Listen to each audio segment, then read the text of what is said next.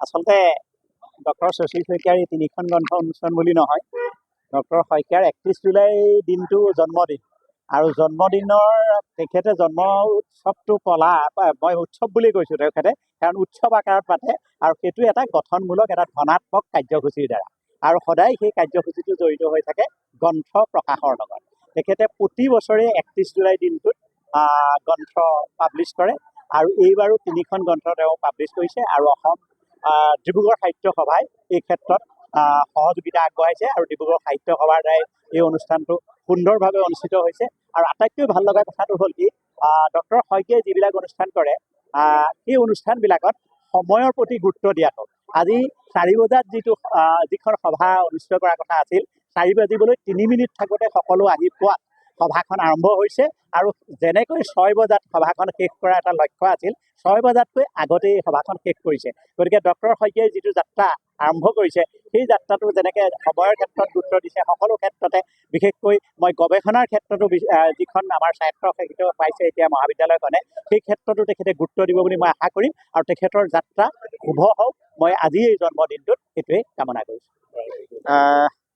হয়, আপোনালোকে জানে যে 1893 চনতে গঠিত ঐতিহ্যমণ্ডিত ডিব্ৰুগড় সাহিত্য সভাই বিশেষকৈ অসমৰ নপুৰণি লেখক লেখিকাসকলক, যিসকলে অসমীয়া ভাষা সাহিত্য সংস্কৃতিৰ ক্ষেত্ৰলৈ অৱদান আগবঢ়াই গৈছে, বৰঙণি আগবঢ়াই গৈছে, তেওঁলোকক আমি প্ৰতিটো ক্ষেত্ৰতে উৎসাহিত কৰাৰ কাৰণে চেষ্টা কৰি আহিছোঁ আৰু আজিও তেনেধৰণে ডিব্ৰুগড়ৰে নহয় অসমৰ এগৰাকী বিশিষ্ট সাহিত্যিক, ইতিমধ্যে 50খনকৈ গ্ৰন্থ তেওঁ অসমীয়া ভাষা সাহিত্যৰ ভঁৰাললৈ অৱদান আগবঢ়াই গৈছে আৰু তেখেতৰ 3খনকৈ গ্ৰন্থ অতি আচলতে চিন্তাগধুৰ তত্ত্বগধুৰ 3খনকৈ গ্ৰন্থ আমি ডিব্ৰুগড় সাহিত্য সভাই প্ৰকাশ কৰি উলিয়াইছিলোঁ আৰু আজি সেই 3খন গ্ৰন্থ আমাৰ আজি উন্মোচন কৰিলে আমাৰ ডিব্ৰুগড় বিশ্ববিদ্যালয়ৰ সন্মানীয় উপাচাৰ্য ডক্টৰ জিতেন হাজৰিকা ডাঙৰীয়াই, ডিব্ৰুগড় বিশ্ববিদ্যালয়ৰ গণিত বিভাগৰ মুৰব্বী যি অধ্যাপক আছিল ডক্টৰ গোপাল হাজৰিকা ডাঙৰীয়াই, আৰু আন এখন গ্ৰন্থ উন্মোচন কৰিলে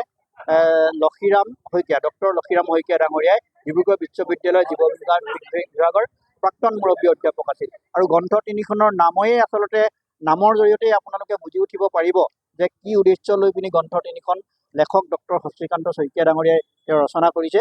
গ্ৰন্থ 3খন হ'ল অসহিষ্ণু সমাজ আৰু মানুহৰ ভৱিষ্যত আৰু কেনেকৈ নিঃশেষ হয় এটা জাতি আৰু সপোন খেদি ফুৰাৰ আনন্দ শীৰ্ষক যি 3খনকৈ গ্ৰন্থ আমি আজি প্ৰকাশ কৰি আজি অসমৰ সাহিত্যপ্ৰেমীসকলৰ কাৰণে, অসমৰ জনসাধাৰণৰ কাৰণে আজি ইয়াত উন্মোচন কৰা হ'ল।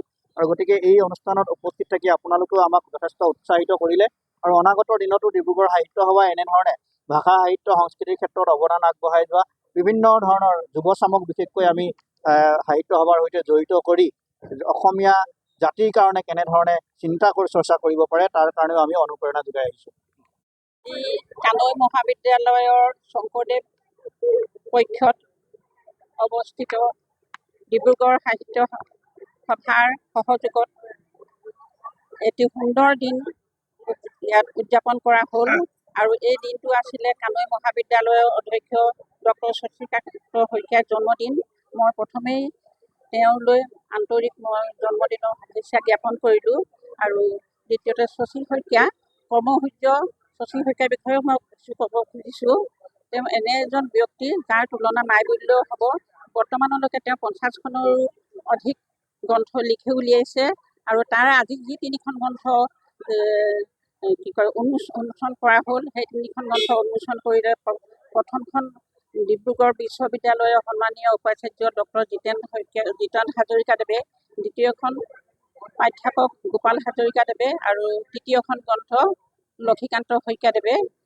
আৰু এই গ্ৰন্থকেইখন আমাৰ ডিব্ৰুগড় সাহিত্য সভাই প্ৰকাশ কৰি আমি কৰি উলিয়াইছোঁ আৰু এই আপাহতে আমি ডিব্ৰুগড় সাহিত্য সভাৰ ফালৰ পৰাও ডক্টৰ শশীকান্ত শইকীয়ালৈ আন্তৰিক অভিনন্দন জ্ঞাপন কৰিছোঁ আৰু আশা ৰাখিম তেওঁ যি এই যাত্ৰা এতিয়ালৈকে যে ইমানবোৰ কিতাপ লিখি উলিয়াইছে আৰু এয়া সম্ভৱ হয়তো সকলোৰে কাৰণে সম্ভৱ নহয়। এজন কৰ্মঠ কষ্ট সহিষ্ণু অধ্যৱসায়ী মানুহেহে ইমানখিনি জীৱনত হয়তো বয়সত ইমানখিনি কৰিব পাৰে আৰু মই আশা ৰাখিম ডিব্ৰুগড় সাহিত্য সভাই অদূৰ ভৱিষ্যতেও যে বহু লিখকৰ গ্ৰন্থৰাজি প্ৰকাশ কৰি যাব আৰু এই আপাহতে মই ডিব্ৰুগড় সাহিত্য সভালৈ সকলো ৰাইজৰ সহযোগিতা কামনা কৰিলোঁ।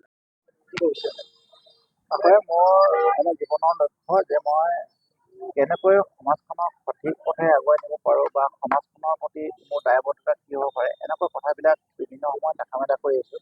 তিনিখনকৈ বাতৰি কাকতত মই লিখি আহিছোঁ আৰু সেই অনুসৰি মই এইবাৰ 3খন গ্ৰন্থ প্ৰকাশ কৰিছোঁ আৰু প্ৰকাশৰ দায়িত্বটো আমাৰ ডিব্ৰুগড় সাহিত্য সভাই গ্ৰহণ কৰিছে। গতিকে ডিব্ৰুগড় সাহিত্য সভাৰ সভাপতি, সম্পাদক প্ৰমুখ্যে সকলো কৰ্মকৰ্তাক মই ধন্যবাদ জ্ঞাপন কৰি ডিব্ৰুগড় সাহিত্য সভাই এইবাৰ 3খন গ্ৰন্থ প্ৰকাশ কৰাৰ দায়িত্ব লৈ আৰু ইতিমধ্যে আজি মুকলি কৰাৰ সুযোগটো দিলে। আচলতে মই লিখি ভাল পাওঁ।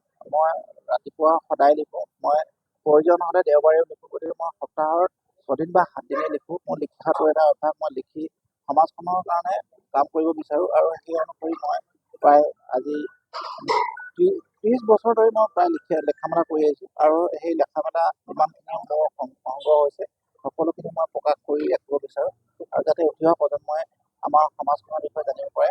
মানে সাহিত্যই কেনেকৈ সমাজখন পৰিৱৰ্তন কৰিব পাৰে এই কথাটো মই অনুভৱ কৰোঁ আৰু সাহিত্যৰ যোগেদি সমাজখন পৰিৱৰ্তন কৰিব পাৰি।